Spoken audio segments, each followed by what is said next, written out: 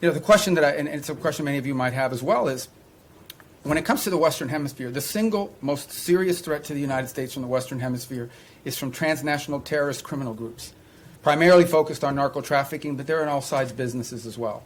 So the good news is we have a lot of countries in the region that openly cooperate and work with us to confront these challenges. Mexico, their level of cooperation with us is the highest it's ever been in their history. Throughout Central America, for the most part, except for maybe Nicaragua and to some extent Honduras, we've had great cooperation from Ecuador, from El Salvador, from Ecuador being in South America, but across the Pacific coast where we're also undertaking efforts. Guatemala, Costa Rica, Panama, these are all nations that cooperate with us openly in search of stability in the region.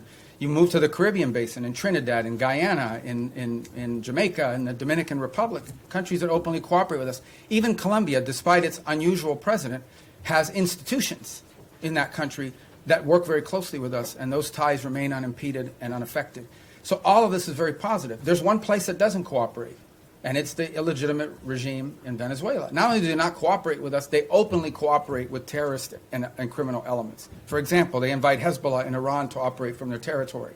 But they also allow the ELN and the FARC dissidents not just to operate from inside of Venezuelan territory, to control Venezuelan territory, unencumbered, unimpeded.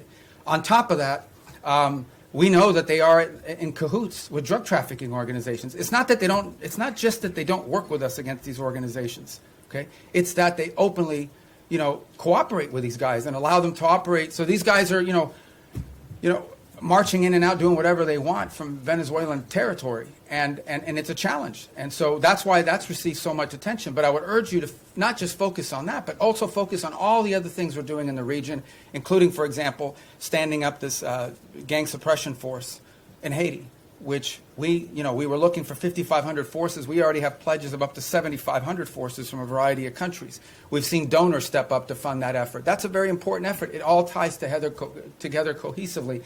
But the goal here is to bring security and stability to the hemisphere, to the region we live in, okay, which has not received enough attention.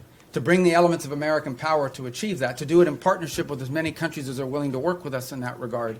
That's the goal here, and it's comprehensive and involves more than just one place. What makes Venezuela stand out is that the regime there actually cooperates with the terrorists. Yes, sir. In that row right there. Yeah, right there in the middle. On the hemisphere, the White House recently put out the national security strategy, essentially reorienting towards the Western Hemisphere. It was good, right? Strategy going to Well, I was involved. So you can answer from both hats, I guess. Exactly. But how is that strategy going to dictate your relationship with other hemispheric powers like Canada and Mexico? No, I mean, we want to partner with as many people. I mean, they face the same threats that we do. I mean, it's Mexican mayors that are being assassinated in public squares. It's Mexican journalists that are being assassinated. It's parts of Mexico and institutions in Mexico that in some cases are compromised, usually through threat by these elements. They recognize it, which is why they're partnering with us. Of course we want to work with other governments in the region to confront this challenge, and in most cases we have cooperative places. Now, we don't have that from Nicaragua or Cuba, but obviously didn't have it historically from Bolivia. We hope and expect that that will change. And we certainly don't have that from the regime in Venezuela, who actually don't just not cooperate with us, they openly cooperate with narco-trafficking elements that use Venezuela as a transshipment point.